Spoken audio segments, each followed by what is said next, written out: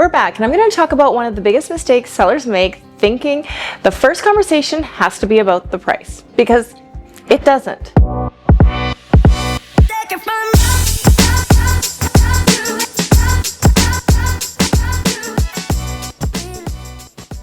In fact, the best sales usually start with a very different conversation. Hi, I'm Maria with the David Zupko Real Estate team here in Edmonton, and before we ever talk about what a home might sell for, there are a few more important things to talk through first. For example, timing.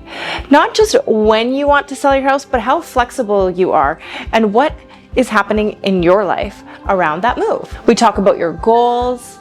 Are you upsizing, downsizing, relocating, or just exploring your options?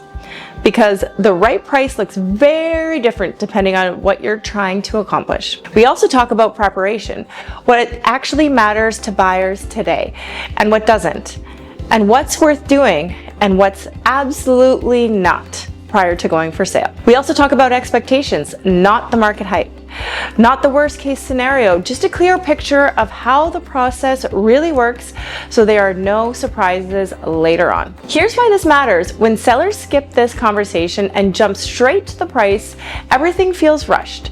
The decision feels heavier. Stress goes up. But when you start with clarity instead of the numbers, the pricing conversation becomes a lot easier and smarter.